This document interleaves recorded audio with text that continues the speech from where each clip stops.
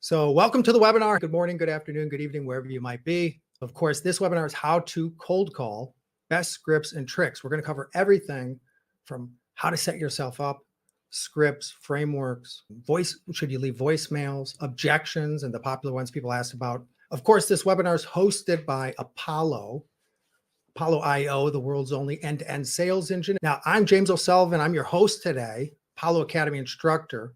And since this is on cold calls, I went back and looked at my career. I've been selling for 17 years. I wanted to see what year I did the most cold calls. It was the most cold calls I've ever done in a year was $24,000. And that's an approximate, right? And I know it doesn't seem like a lot for some SDRs today doing 500 a day, but this was full cycle selling. And I was dialing manually with a desk phone. Cold calling changed my life. It's one of those things that can be a superpower. So I'm very passionate about it. I think you're going to see today, there's a lot of learnings here for myself, from mentors, from other folks. Hopefully it's something that converts you into the situation I had, which was I was very nervous about it. Once I started doing it, even if I was nervous, I saw the power of it, the capability to change my situation for the day, the week, the month, or even the year. So why cold call? Let's lead with that.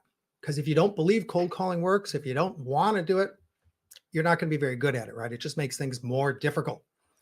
So if you're not doing cold calls, you're giving the competition an unfair advantage. 7 out of 10 buyers accept cold calls from providers they haven't worked with. 8 out of 10 will accept cold calls from providers they have worked with.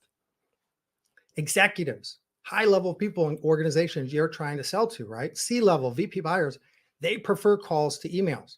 Now, I know there's a lot of talk about millennials or Gen Z or whatever, they favor text more than calls, but for a lot of organizations, the people in the C-suite VPs are still folks that prefer to take phone calls.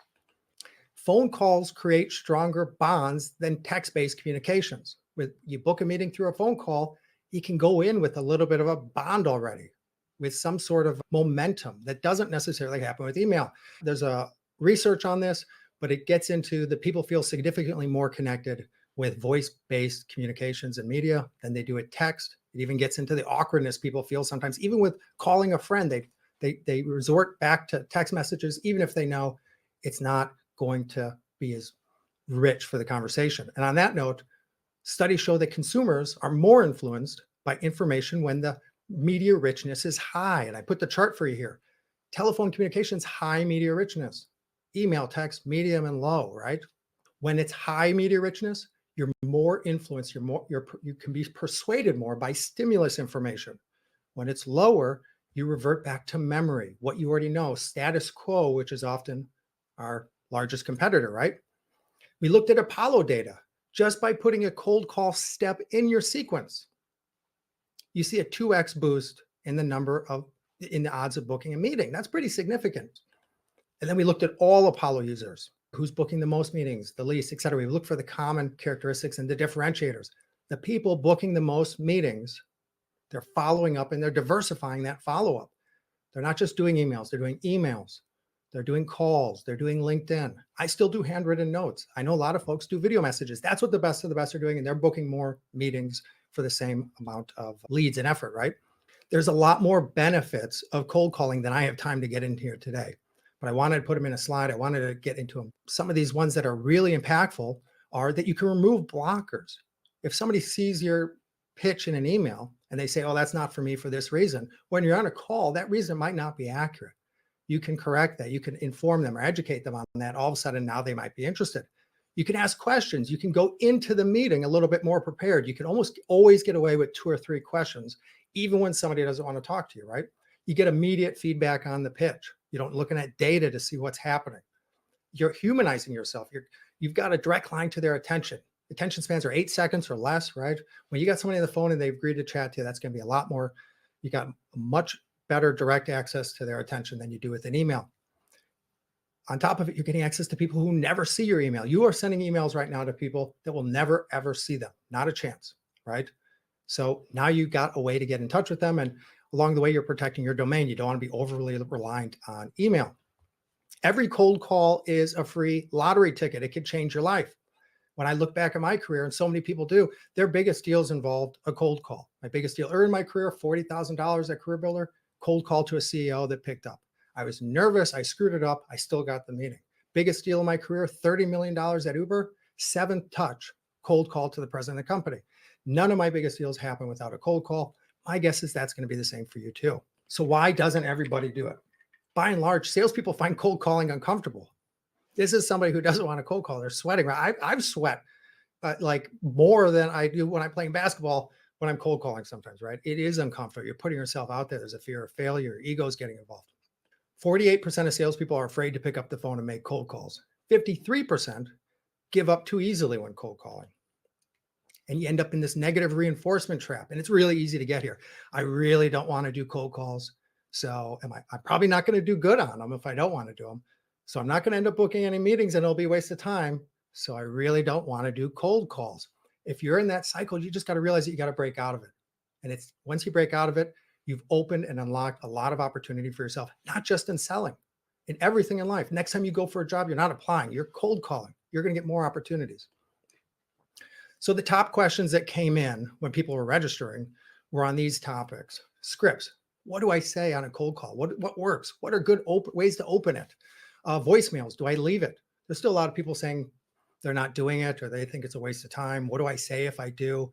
Prep. What's the best prep to do for a cold call? How do I use that prep? There's a bunch of objections in there, a lot of repeats, and I'm going to hit all those later in this as well as in the resource kit. And a bunch of questions on gatekeepers. How do I get around the gatekeeper? I can't, if I want a cold call, but I can't even reach the person I'm trying to talk to. So this is what we're going to focus on. These are the top questions. I'm going to try to hit all these in this webinar. And we're going to start this off with how to cold call without fear, or how to cold call ideally with some fun. Let's de-stress this a little bit. The goal of the cold call isn't to sell the product. It's not to sell the brand. It's not to make a new friend. The goal of the cold call is just to move the prospect to the next step in your sales process. And let's talk about that. I never see anybody talk about this, but I think it's really important to look at. What is the sale that's occurring on a cold call? The item sold, in most cases, is a meeting scheduled on a calendar, an appointment, a calendar invite, right? An Outlook or Google or whatever somebody's using. The sale price is $0. The return policy, delete the meeting invite. It couldn't be less at stake for this sale. I think sometimes we get so fearful about, oh, I'm so nervous. It seems like there's a lot here. I'm going to get hurt, blah, blah. You can't lose anything here. They can't lose anything here. They don't want to come, they delete it. They don't want to come, they can ignore it, right?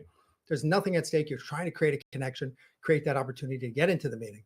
Ideally, when you do it better and you do your follow-up and sending the invite better, you're going to improve the odds of somebody showing up, right? But you have nothing to lose. You never need to be worried about what you're pushing somebody to do here. Unleash your full persuasive potential on people to get them to book the meeting. If they don't want to come, they won't come. You're not going to trick them. What is our prospect thinking when we cold call them? Who is this? Why are they calling? Is there any reason I don't want to hang up right now? I think that's important to think about because so many salespeople are doing cold calls and they've never received a cold call themselves. So they're not really putting themselves in the shoes of the person dialing. So what do we do that influences their decision, whether to stay on the phone with us or to book that meeting? It's what we say and how we say it, right? And how you say it is actually more impactful than what you say. There's research done on what elements of communication influence people's decisions. Body language is number one, 55%. Obviously on a cold call or an email, your body language is not coming into effect here, right? I think it does. I do think your body language could in fact impact what happens here, but I'm not going to get into that here. Let's just focus on voice and tone, which is 38%, and spoken words, 7%. So how you say stuff has a bigger impact than the words that you're saying. Now, if you're nervous about the words you're saying, then you're probably not going to have the tone that you want to be communicating to somebody effectively, right? Now, we know you don't want to sound nervous. You call somebody up, you sound nervous. You're looking to get off the phone quicker than they are. It's almost a race, right? Who's going to hang up first? And you don't want to be meek because if you're calling somebody to connect them, you've got an opportunity. You got something you can fix for them. If you're under the desk, if you're whispering, they're not going to want to meet with you, right? You want to sound louder than average. Yelling is bad. I don't think anybody wants that. Too quiet is worse. You can only choose one or the other, yell, okay? And I've worked with people that have, and they did fine. You want to sound comfortable, confident, engaged. Great way to benchmark yourself sometimes is listen to yourself when you cold call, and then listen to yourself when you talk to an old friend from college or high school or something you haven't met in a while. That's probably closer to the tone and the tonality you want to have when you're cold calling. So I've got some tips for you here. We're going to go through these quick. Take cold calls. If you haven't done that, it's one of the quickest ways to be great at cold calls. Get yourself on lists, as many lists as possible, and take notes on what you're feeling, what caused negative reactions, what caused snap judgments when you did those. Nothing helped me more than taking cold calls and then forcing myself into awkward conversations at hotels, right? Those things are going to really impact your ability to cold call. If you're really nervous, make cold calls a daily habit. The best way to get yourself comfortable with it is progressive desensitization, right? And it'll kick in faster than you think. It takes like 2 weeks. I've seen it. Listen to your saved calls, have others listen and provide feedback. That's going to help you get it better, faster, right? And then this helps more than anything, I think, is sitting on a sales floor, folks, and hearing their calls and them hearing yours. If you can't do that, listen to the live cold calls of teammates, have them listen to yours through whatever platform you're using. If you're using Apollo, you can do that. I'm going to show it to you in a little bit. So let's move into prep and research because they're tied together to that tonality, your confidence, your comfort, as well as the scripts you're using, what the words you're saying.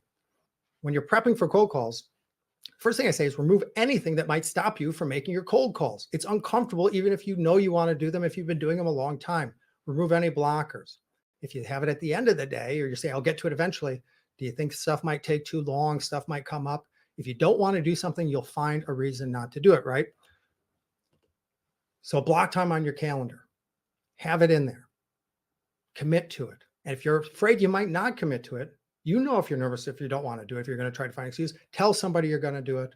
Tell them how many dollars you're going to make or when you're going to make cold calls. If you're worried about that not working, write it down. When I wanted to be rep of the year at Cribbler, it wouldn't have happened unless I wrote it down. I put it on a resignation letter. I handed it to my boss and their boss and said, if I'm not rep of the year next year, I've resigned. So I didn't have a job anymore. Or if I did, now they know they can't trust me. I'm a liar, right? Anytime you really want something to happen, people say it out loud, tell somebody to write it down. You can combine all those and commit to this once you know you want to do it. But definitely have it in your calendar or it's not going to happen. The best time to call, this came up a lot in the questions. When's the best time to call? And you look at data online, they say, weekdays, or they give you the hours between, like 9 to 5 when people are working. That's pretty obvious. Anytime's good to call, really, if your person might be in the office. When we looked at Apollo data, the best time to call was 6 to 8 a.m. That was generating about 2x the meetings for Apollo users. This also ties into that gatekeeper question that was coming up a lot. If you want to get around the gatekeeper, call when the gatekeeper's not there. Executives get in earlier, they stay later. They come in at times when other folks don't. 6 to 8 a.m. was what the Apollo data showed. That's a good time to be calling. Other good times to call, early and late, as I just mentioned.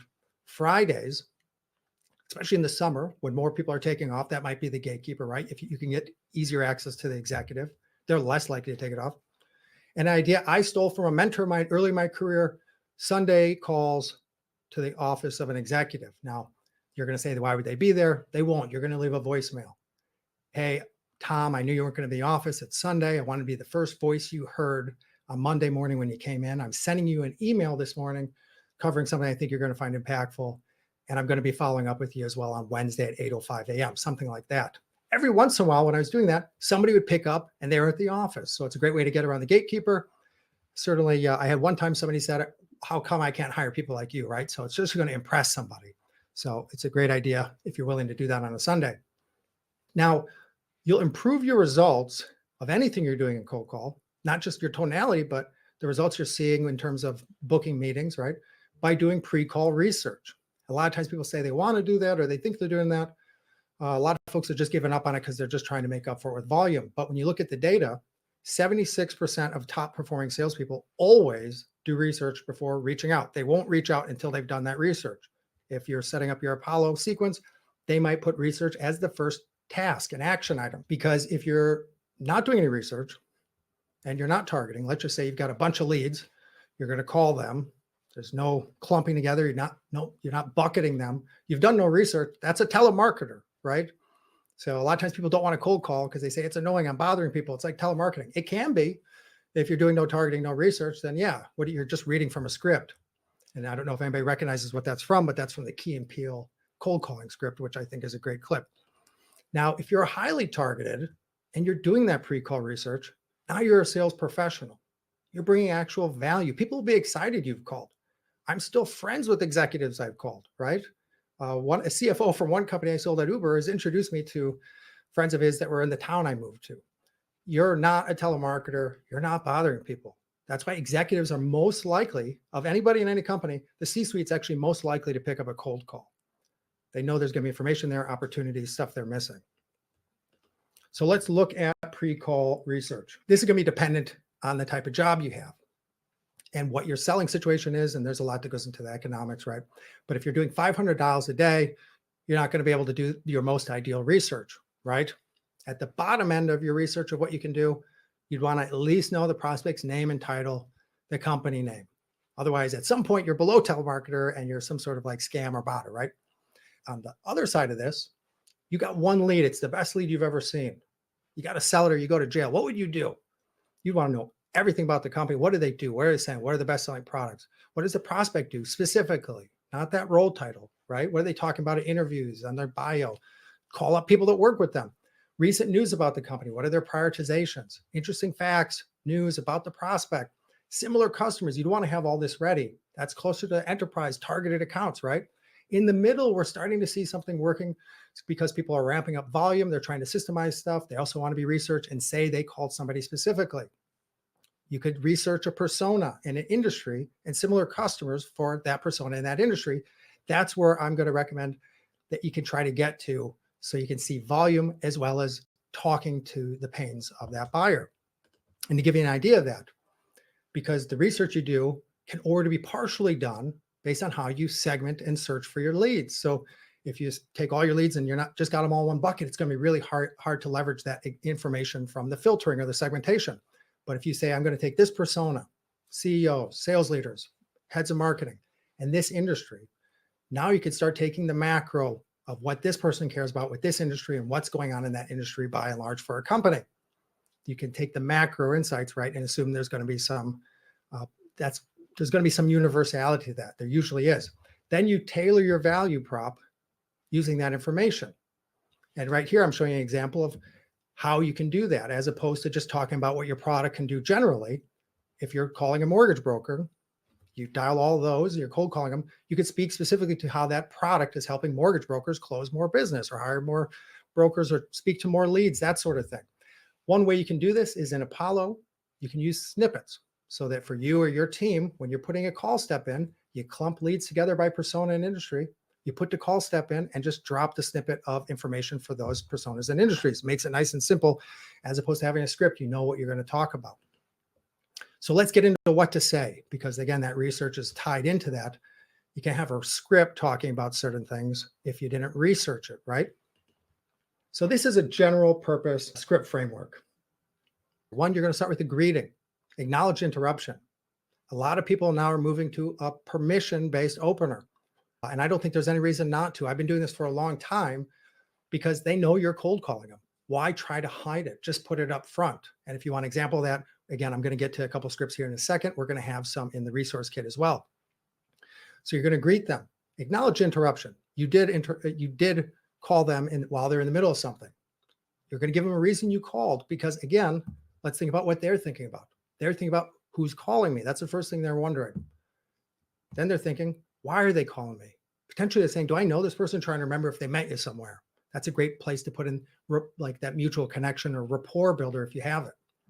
Then they're saying, can I hang up on them? Because you interrupted me. I don't know you.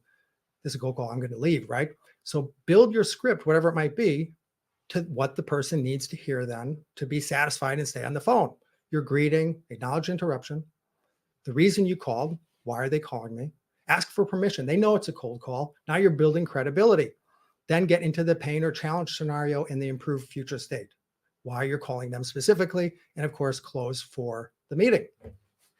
So an example, this was the high volume script example that we used in a cold calling webinar last year. So in this one, we've broken down everything from the greeting, acknowledging and permission, the reason for the call, improve future state, questions, and close. This is a great example if you're going to be dialing a lot of folks. You don't have time to do research specifically on the individual in that company, or you don't have the capability of bundling stuff together with the persona or the industry. We've also got an example here of when you can bundle them together. So we put them back to back so that afterwards you can go back and forth and see how it might relate to yours. But you'll notice in the beginning, one of the things you can do, and I'd recommend you do this, is tell somebody it is a cold call, but you're calling them specifically. Again, you want to move away from a telemarketer just calling down a list. It's hard to get excited on their end if you're not excited. I'm calling you specifically. You can now do that when you've researched, again, that persona and that industry. And then as opposed to a general purpose statement of what your platform does, you could tie it back to that macro research you know is going on in the industry. For example, mortgage brokers, rates went up. They're seeing a lot less volume of deals. They can't hire more people. They can't add more headcount. There's just people leaving. So with this example, allows people to have more conversations. They can now actually tap into more lead sources, have those conversations, potentially see their top line go up. So let's get into, somebody brought up what's keeping you busy today. That is in the original one. I wanted to keep it true. Some people that works for, I know Anthony, I've seen him pitch. It works for him. It's in the original script here. I wouldn't use that personally. I don't ask any questions right off the bat. Again, we've got 5 different scripts in the resource kit. Good call out. So let's get into objections though, because that's where people are having more problems. You can have a script, right? But the script really is out of your control pretty quickly because people are going to say different things, right? Now we know that they're thinking, who's calling? Why are they calling? And can I get them off the phone? And you'll notice that at that part, when somebody says, can I hang up on them? That's when people start throwing out a lot of objections because they're trying to see if they get you off the phone.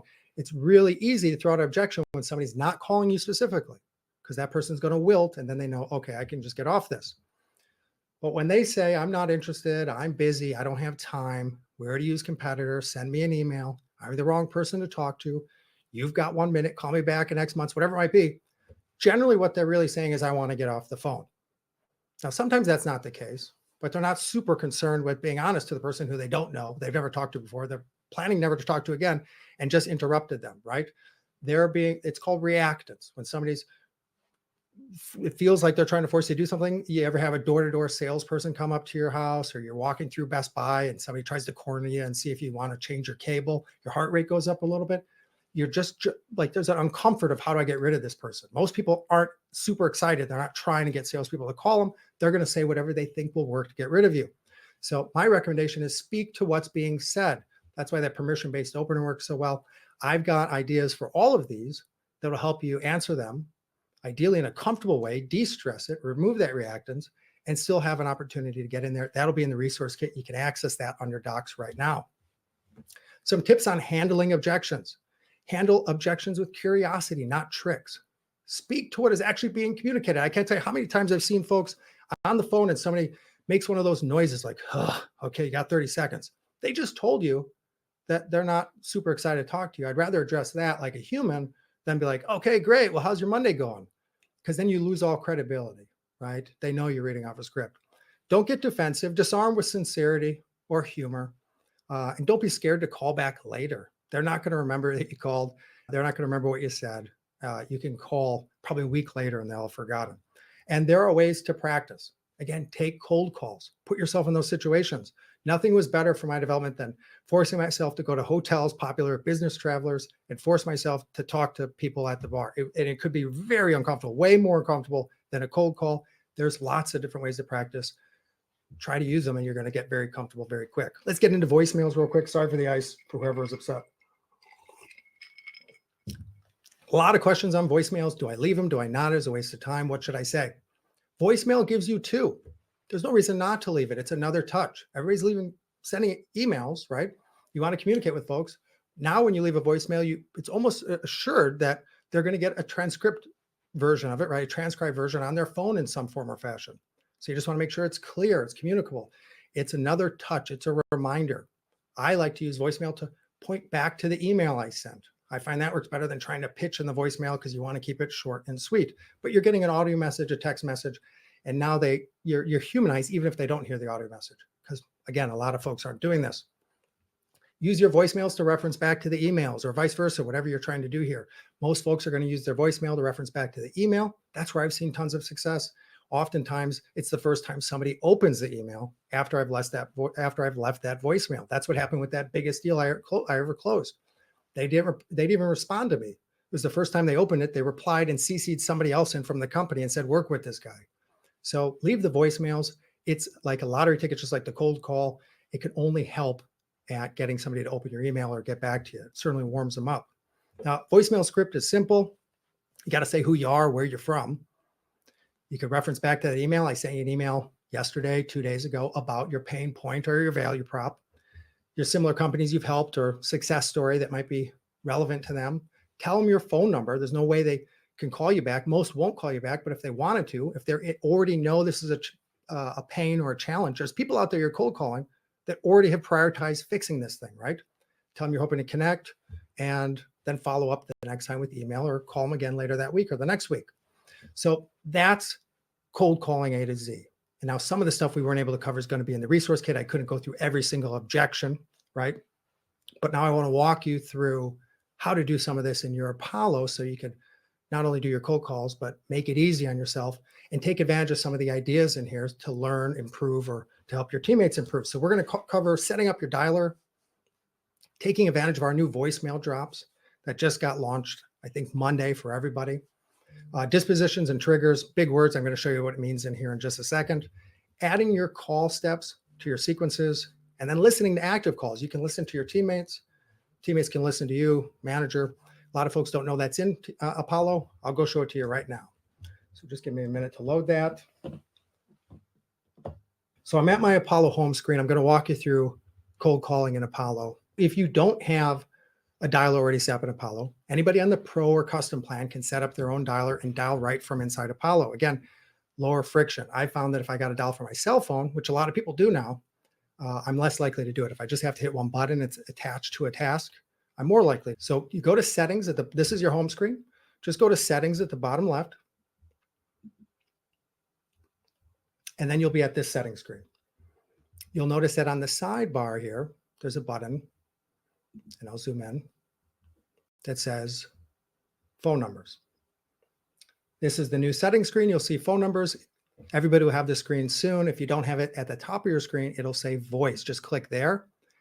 Both routes will take you to this screen where you're going to see no phone number set up, get a phone number to start calling. There you go. And hit set up a phone number. And you'll see this, get a new VoIP phone number. This is where you can give it some information if you care about what zip code or area code you're going to have, if you want something in your state. For me, I really don't care on this. In the past, I wanted to say Chicago or San Fran. I've noticed it doesn't make a difference so much because I'm going to take advantage of a feature in here to make sure I'm using local area codes. So you just do that and you'll notice that I've now got an Apollo phone number. And then there's a box here to check if you want to use a local number by default. So when you make a call, I call somebody and the last call was Williamsburg. It gave me a number, I think in Brooklyn. It was something that was local. You could just check that box right there. Now, when you scroll down, you'll see that there's outgoing call and incoming call. You could tell Apollo, do you want your calls to go through the browser or through your phone? For outgoing, whatever works best for you is great. I like to do it through the browser. I'm a nerd. I'm going to wear a headset because I want to have my hands free. I like to be focused on the call. I don't want to be holding a cell phone or something else. So I'm going to do VoIP. If you want it to go through your phone, you could do it that way. I think through the browser is the least amount of friction. But with incoming calls, a lot of times people want to bridge it. So if somebody calls them back and they're not at their desk, whether that's office or home, it can go to your cell phone. Now I'm going to pop in my cell phone number. Where was it? 871-872. And I'm going to check record all voice calls. You do that if you want to be able to have them recorded and transcribe them. It's real easy to attach those transcriptions to your leads, right? Now, here's that new thing I saw. Hopefully, I'm not too zoomed in. But right on that setup screen, I'll zoom out just so you could get some context. This is that setup screen for your phone number in Apollo. New feature just came out in the last week, voicemail drops. So if you're on the fence about voicemails, you haven't been doing them or you do them, now you can save that beautiful singing voice by pre-recording voicemails and having Apollo drop it in once you hear that beep, right? You'll notice I've got a couple already in there. You could have multiple. You just hit create new voicemail and you're going to see this screen pop up. So you can record it in here, give it a title, listen to it, mark it as default. You could also upload. One of the ways I'd recommend doing this, I like to research persona and industry. For my best leads, I'm probably going to leave the voicemail myself, say their name, be very specific, but I still like to have multiple buckets. Ones I'm going to spend more time on, middle ones, lower priority ones I'm going to try to automate more, spend less time on. I would like to have different voicemails for different types of buyers. So I recorded a couple today. I'm going to upload that one here. This is my voicemail. sales leader for morning, and I'll save that. And I'm going to upload. I've got one for the afternoon as well. Most of my calls are morning or afternoon. I didn't record one for, the dead of night. Sales leader afternoon. Once it's uploaded, hit save. Now, when you're making your dials through your tasks, you'll have access to as many voicemail drops as you want. You can have one as a default, but you can just hit the drop down, pick the one that you want to use for that contact. So we've got our dialer set up, our bridge, voicemail drops. One of the nice things about voicemail drops, of course, is that you can make sure that it's going to transcribe. You could call yourself, drop the voicemail, make sure that it shows up perfect on your own phone. You can assume it's going to be transcribing on others. So let's go to add those dispositions. Now, dispositions is how you tell Apollo what happened on a call. So on the sidebar here in your settings, you'll see sales engagement, and you go to dialer. You see that? And when you get to this screen, this one's a tough one to zoom in on because it's so wide, but I'll do my best. You're going to see call dispositions, which are things that happened on that call. So it was busy. You left a voicemail. You connected. It went well. You connected and it didn't go so well. And then you're going to tell Apollo how you want that to be treated. Because when you're doing a sequence, when you connect with somebody with an email, for example, they get taken out of the sequence. Same with the phone. So you get a voicemail, you could label that as not connected. You connect, it's positive, that's connected, right? You talk to them, it doesn't go well, that's connected. They'll be taken out of the sequence. So they're the ones that are pre-built out probably match with what you need. If you want to add more, you could just hit add disposition up here and then tell Apollo what is that result, what happened on that call that you might want to track. Does that mean it was connected or not connected? Connected would come out of your sequence, not connected, they stay in, and then call sentiment, positive, neutral, or negative, so that you can use that for your reporting. Triggers are below here. This is where you can tell Apollo, hey, when a phone call is marked connected positive, we want you to change the contact stage to interested or whatever you want it to be. You could have some automation here so that depending on what happens on a phone call, when you log it, you could also change the contact stage.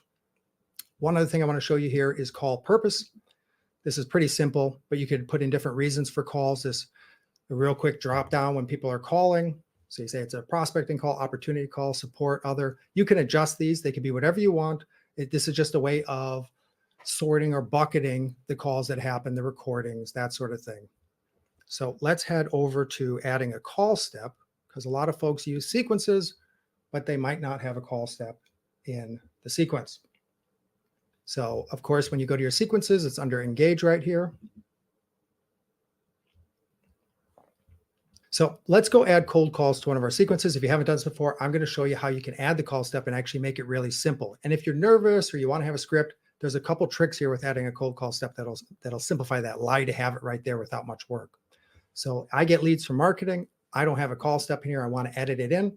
So I'm going to my leads from marketing sequence. You'll see I've got a manual email, automatic email, a LinkedIn send connection request, automatic email, and then I've got an action item, which is supposed to be a video message there. So to add that call step, real simple, add a step.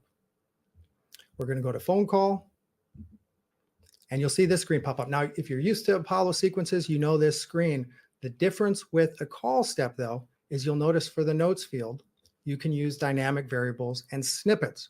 So if you want to dummy proof things, I've been in sales 17 years, I still sometimes get nervous. If you want to have a script in here, or if you want to take advantage of putting together a snippet that has information on, here we go, a value prop for a certain bucket of leads that will be in that sequence, you could pop it right in. You could pre-build these for yourself, for the team, whatever you want, and put them in there.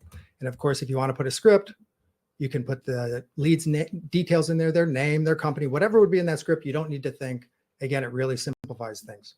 You can pop the step in. Oftentimes people are saying, well, how do I move it up? You can always just click the three dots and say move up, or you can drag and drop wherever you want that call step to be. Let's see if I can get those. There we go. And it'll replace the previous third step, for example. So that's an easy, simple way to add your call steps. Pop your scripts in, or your snippets if you want to pre-save parts of your scripts. Call tasks. So when you put that call into your sequence, of course, it's going to show up in your tasks on the sequence, but most people work off the task screen. If you're not currently using that, when you go to the sidebar and click tasks, that'll show you all the different pieces of activity you're supposed to be doing for all your leads. So you have calls, for example, you could sort at the top, calls, your emails, you're connecting with people on LinkedIn, whatever it might be. So the reason I work from here and most people do is you're going to get more done if you're not context switching. So it's nice and simple across all your sequences to just click call contact. You'll see them all right here. Hopefully that's okay in terms of the zoom. Zoom back out. And if you want to see, come on, there we go. You could dial from right here, or you can click into the lead to see all the other details and notes. So if I want to call Janet, this screen pops up. As we talked about, there's call purpose.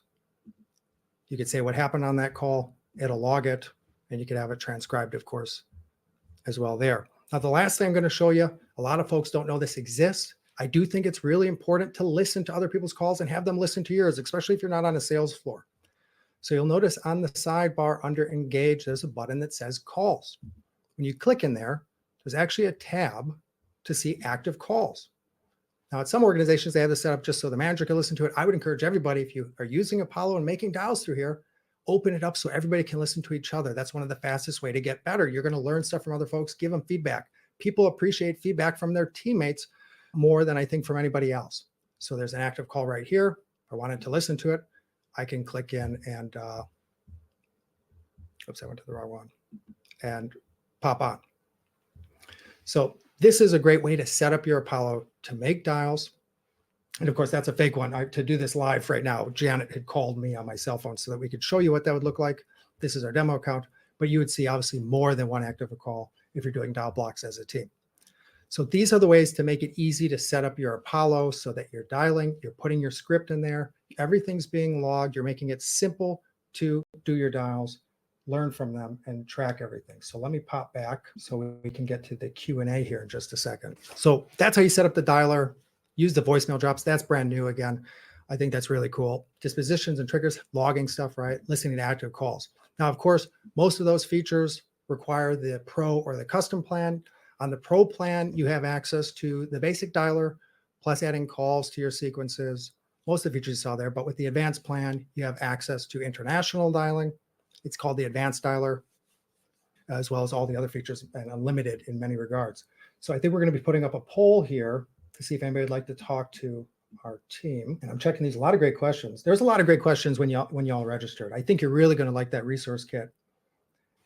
Look forward to connecting with folks. And my hope is that there's people today that aren't cold calling that decide to do it. And if you do, and this webinar is impactful at all, please reach out. I'd love to know it. Or there's folks that are doing it begrudgingly. They don't love it, but now they're saying, I'm going to invest some more time into it. There's very few superpowers available for anybody to claim. And cold calling is one of those superpowers. They could have an outsized impact on your life, your confidence, your ability to make things happen. And I've got some final tips as well. And for anybody that's nervous about making cold calls or wants an easy way to break the ice, I've got something for you as well right after the Q&A, something that it was something that helped me get started with cold calling. When I first got into it, I was nervous, and I'm going to offer it to all of you today as well. So I'm going to stop sharing this in just 1 second. Richard is saying cold calling is transferable to being an AE. It is, and frankly, and I don't know if people are talking about this today, but I think we're going to see more and more folks moving to full cycle sales.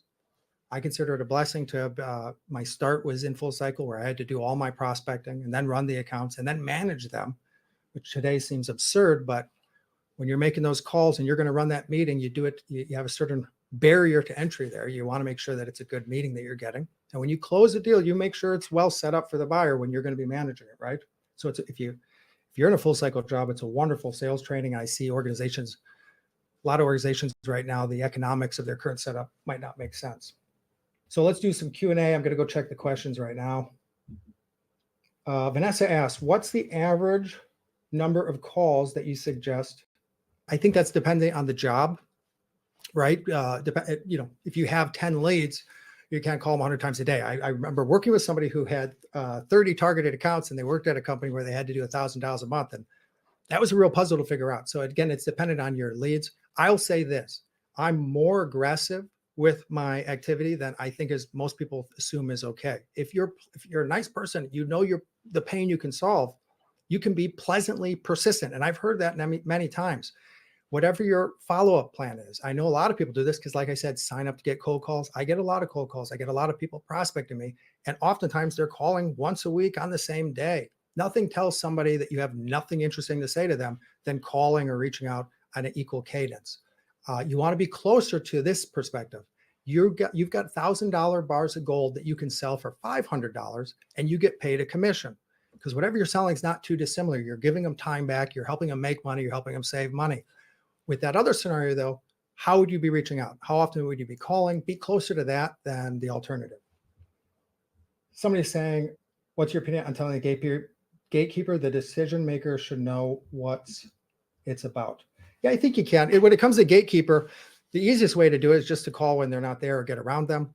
I like to use, again, you see the success of the people that are diversifying their follow-up with emails, cold calls, LinkedIn. I found I'm more likely to get to executive, not only by calling at the different times, but peppering them from different angles. I have tried at times. I've had success with in one industry, which is being very upfront. I'm trying to meet with this person. Can you help me out? And just asking.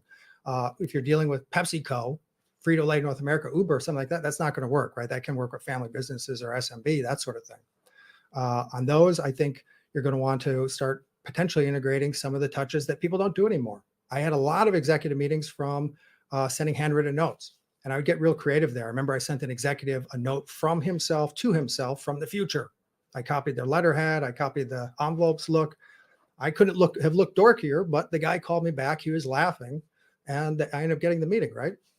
If you're thinking, did he end up buying? No, he didn't. So I know that kind of kills the story, but it's not about every single time they buy. It's about just getting those meetings and locking them in. Video messages work really well there too. You could send video messages in LinkedIn. Potentially you could buy a domain that only people in that company would know. I've bought domains now multiple times of the names of the mascots internally at companies. And when I'm messaging folks, I put those mascotnames.com, like for example, Liberty Mutual, I think it was Doug and that emu, right? I think I bought dougandemu.com. And when people would go there, it would load up my video message and whatever else I wanted to tell them. That's a great way to easily get around folks because they're going to be curious about going to that domain. Let's see. Is it okay to call mobile numbers? Folks are nervous to call mobile numbers and they just don't do it at all. At other organizations, they would be nervous if they couldn't call mobile numbers because they're so reliant on the amount of connections they're getting by calling mobile. I think you just have to have a little tact, right? When I do it, I try to not call the mobile the first call. I try to integrate it later. I've seen folks just say they're going to call whatever number is in there. And if it doesn't pick up, they'll call the next one. They don't even look if it's the mobile number. And that seems to work better for them. I understand that if you're going to be more nervous because you're calling the mobile, maybe you'll pull back a little bit. For a lot of folks, their mobile phone is their business phone, and there's no reason to do that. Let's see what else we got here. And sorry, it looks like I'm looking down the street. I've just got a big screen where I'm seeing all the questions here. What should be the ideal number of calls to be made in a day? That's what Sean was saying. Again, I'm not sure what number to put on that. I would just say, if you find out what the best person, find the best person who's making a lot of dials, who's closing a lot of business, how many are they making, and try to do more than them, right? I've always targeted in most roles I've had where I didn't have a really restricted supply of leads, anywhere from 50 to 100. Again, to me, I always viewed it as a lottery ticket. There was very little cost. There's no cost to it, potentially life-changing results. And if you can make it fun, the number one competitive advantage is to make cold calling fun. It helps the business. It helps you move things forward. Everybody else hates doing it, and you're getting energy from it. I think that goes for anything in life, but with cold calling, again, I consider it such a superpower. Sam was asking my question, is the majority of my cold calls landed on voicemails? And even if I left my voice note, no one calls me back or responds. How to deal with it? Well, I think you got to combine things. Let me just go back to a certain slide. It's going to take too much time, but you'll notice that when I put up that slide, you'll see it in the follow-up. We broke down all Apollo users based on their success with booking meetings. The folks that followed up 4 or 5 times minimum were seeing the most meetings booked, and they were diversifying that follow-up. So they're doing email, cold call, LinkedIn, and in some cases, other things as well. So I do think if you're leaving a voicemail, don't expect to get a call back. But if you leave a voicemail, it can warm up the odds of somebody seeing that email. When you send an email, most people don't see it. Even the people that do see it and want to buy, they're curious, they're interested, they're busy. They're going to a meeting, they got Zoom, they got other priorities. You're never going to be number one top 3 priorities with whatever you're talking about cold, unless they already know it's a problem. So a lot of times it's something that they might be thinking it's a problem. It's on their to-do list. It's not number one. A lot of times these follow-ups are just reminding them, oh yeah, I wanted to look at that. Maybe this is worth the chat. Are execs okay with the 6 to 8 a.m. call? I found that they are, and that's in local time. I should have mentioned that. That's in their local time. If they're not okay with it, they won't pick up, right? They're not there. Part of the reason I think they're okay with it is I've only had 2 job offers from while I've been on a cold call, and both of them were times I've called executives really early or on a Sunday. So I've never had anybody get upset. But again, the data seems to indicate the people most likely to pick up a cold call by a couple percentage points were people in the C-suite. I'm going to try to answer more of these and pop them into that sales community. So make sure to join the Apollo sales community in Slack. I just wanted to cover one more thing while we've got 2 more minutes here, some final tips. And I think we might have covered some of this in the Q&A. So some quick final tips, just because cold calling has changed my life so significantly. And if you're not doing it, I want you to get in there, start doing it. And it's going to, there's so many years of growth once you start doing it. You're not good at first, you're nervous, then you start doing it, you see success even when you're bad. And every year from there, you're just going to see more and more results. But find a way to make it fun. It's the ultimate competitive advantage in sales. If you can make the hardest thing with the biggest impact fun, that's going to power you through so many years of success. When someone is mean, treat it as they're having a bad day. It takes energy away from you when somebody's mean to get upset about it. It's an opportunity to show grace every time. This is something I used to do. I learned it from a mentor. I started teaching my teams. When somebody's mean, just react like they found out they got some bad news today. Something really bad happened, and your grace is going to be appreciated. Treat it like a science experiment. Elevate it. So many questions are talking about it like it's rude or telemarketing. A/B test ideas. Every call is a data point. You're building up research. You could be a scientist in your own company knowing exactly how to say things or what time to call. It could get really interesting and really fun. Make the first dial. The rest are easier. Break the seal at the beginning of the day. Just make that first call. I noticed that with myself. As long as I made that first call, all the rest came easier. I'm giving you a free first easy to make phone call for every day. That's my number, 872-365-4501. Put me in your sequence every day if you want. Free, easy first call to break the seal, and then call your other prospects, your other leads. So I hope everybody had something that they learned in here. It was an enjoyable webinar. I hope you have a great week. Happy selling. Get doing the cold calls, right? Check out the resource kit. Thanks for coming. Thanks for all the great questions. Bye, y'all.